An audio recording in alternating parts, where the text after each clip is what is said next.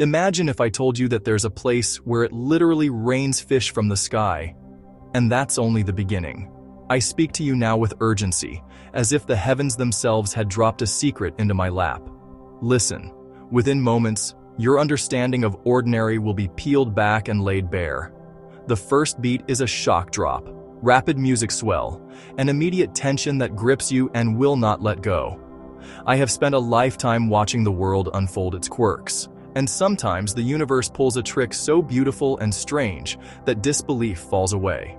Tonight we travel from ocean storms that vomit fish planets that turn time on its head. Stay close. The truth is both stranger and more luminous than fiction.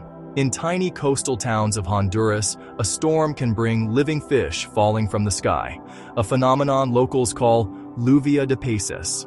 I remember first hearing the story and thinking it a tall tale, until I saw the wet flash of scales on a dusty road. Scientists point to waterspouts and powerful winds that lift fish into the clouds and drop them back to Earth. The idea of the ocean reaching out with its fingers and scattering life upon land is both terrifying and miraculous.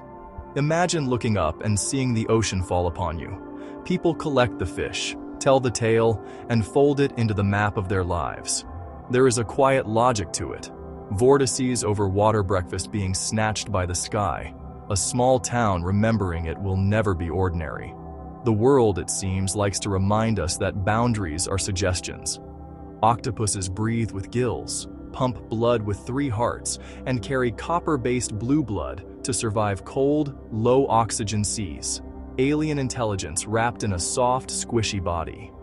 When I watch an octopus, I feel like I'm looking at a mind that evolved on a different chapter of the same book.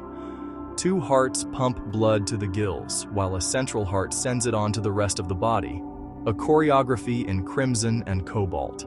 They detach a limb and later, as if shrugging, simply regrow it. They open jars, solve puzzles, and vanish into shadows with a grace that reads like premeditated poetry. There is loneliness in their genius and wonder in every deliberate movement. To study them is to meet life that decided intelligence need not wear a familiar face. Bananas contain potassium-40, a tiny bit of radioactivity. You'd need millions to feel anything.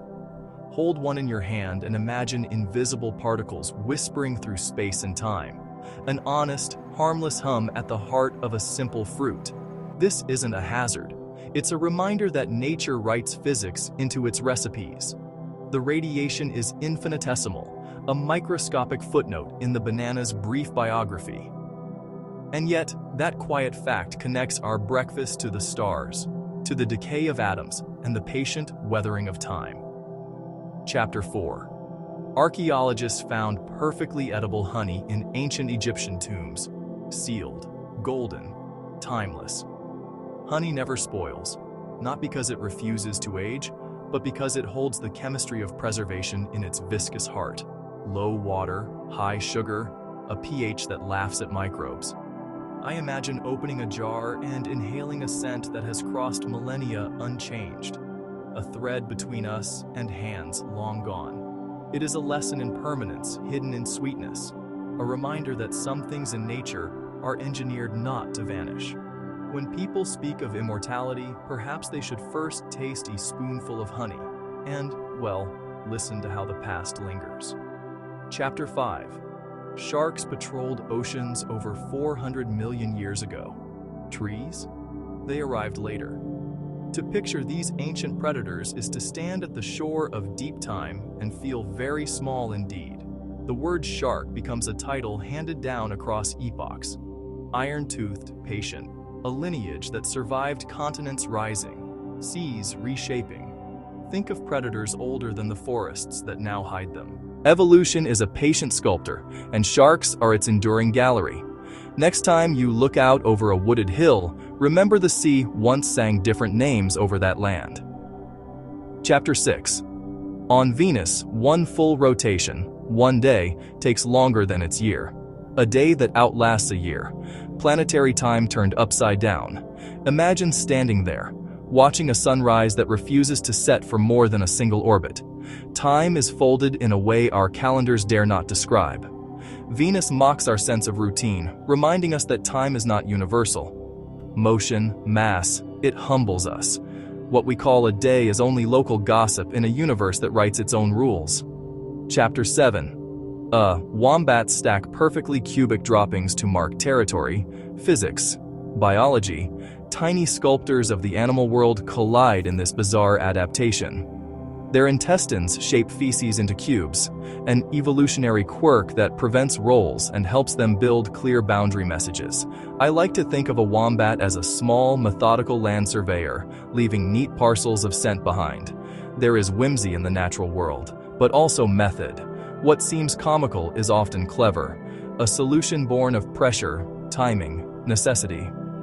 The cube is a small triumph, an answer to a question no human asked. Some mineral-rich lakes can calcify flesh, slowly petrifying anything that lingers at their edge. Nature's own statue maker, cold and indifferent. These waters, laden with minerals, lay a silent siege upon organic tissue, sealing it into stone over time. I picture a shoreline where life becomes monument, where movement yields to mineral patience. It's a dark and beautiful process, a slow-motion vanishing that replaces flesh with fossil. In those places you sense time as an artist with a chisel, transforming the living into relics and asking us what permanence truly costs. Water, salt, and iron create eerie, blood-red cascades streaming from Antarctic ice, a surreal alien stain on the pure white continent. The sight is alarming, as if the Antarctic itself had been wounded and was bleeding onto its bones. Beneath the ice, ancient reservoirs, brine, and iron combine, and when they meet sunlight, the color blooms like an ode to otherworldly chemistry. There is tragic beauty in those falls, color where none is expected, a reminder that even the coldest places hold secret heat. If you ever see that red ribbon against the blue ice, know you are witnessing chemistry's slow, brave conversation with geology. That green, sweet scent? Plants release volatile chemicals as an SOS, a warning to neighbors, a call to action for insects. The smell of freshly cut grass is actually a distress signal, molecules flung into the air that say, "I've been wounded." Birds listen. Bugs listen.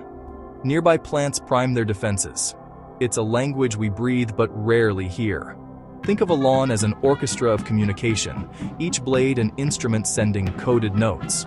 The next time you inhale that scent, remember, you are smelling life negotiating with threat, a fragile chain of survival expressed in perfume.